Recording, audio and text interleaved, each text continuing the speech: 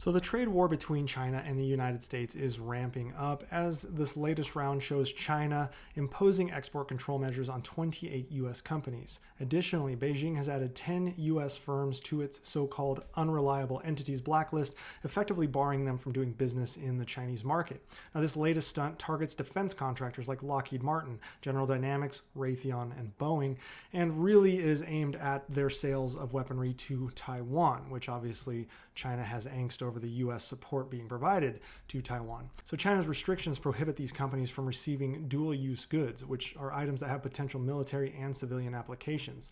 Some of this is a counter to the efforts the U.S. has been applying to China to stop them from supplying Russia with similar dual-use items for their war in Ukraine. Now, China's Ministry of Commerce claimed the sanctions were enacted to safeguard national security and comply with international non-proliferation obligations. However, the move reeks of political posturing with negligible practical impact on these companies. Now, experts note that U.S. defense firms were long aware of China's adversarial stance, and they don't rely on Chinese markets, which render Beijing's latest maneuver largely symbolic. The Rand Corporation dismissed the sanctions, stating this won't have much, if any, of an effect on those companies. They didn't do business with China anyway. Now, China's retaliation is an obvious tit-for-tat response to recent U.S. sanctions. But Beijing's message is clear. If the U.S. wants to increase trade restrictions, Beijing will attempt to retaliate, though their leverage remains questionable relative to what the United States can do to China. Now, this comes on the heels of China's December 27th sanctions targeting U.S. firms for similar arms deals with Taiwan. These moves align with a broader pattern of Beijing's economic warfare following the Biden administration's December bans on selling advanced semiconductor technology to China. In retaliation, Beijing restricted exports of rare earth minerals like gallium and germanium. These minerals are essential for manufacturing semiconductors and other high-tech products. Building on this, just 2 days ago, China's Ministry of Commerce proposed new export restrictions on technologies used in producing battery components and processing critical minerals such as lithium and gallium.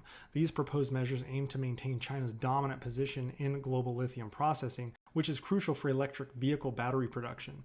In 2023, 65% of the rare earth minerals the U.S. used came from China.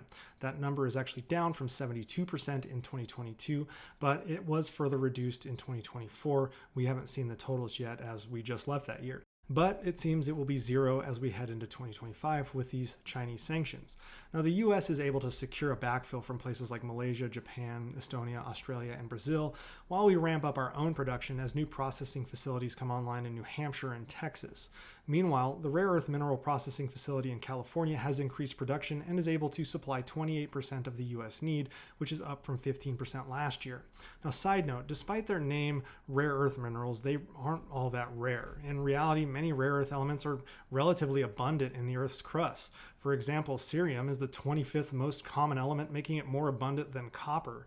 The term rare earth elements or rare earth minerals is a historical misnomer that originated in the late 18th and early 19th century. Because at that time, those elements were first discovered, they were considered rare. They were isolated oxides, which then were referred to as just earth. And the minerals containing these elements were uncommon and difficult to extract. So this perceived scarcity and the challenges associated with their extraction led to the designation of rare earths. The US and Canada sit on vast deposits of rare earth mineral veins. We just need to get the mining and processing systems up and running, thus eliminating China's leverage altogether in this realm. Meanwhile, the U.S. continues to tighten rules on outbound investments in Chinese tech, targeting sectors like quantum computing, AI, and advanced semiconductors. In stark contrast to Beijing's heavy-handed retaliation, Washington's measures aim to address legitimate national security concerns in things like AI and quantum computing without all the bombastic theatrics that we see coming out of the Chinese Communist Party.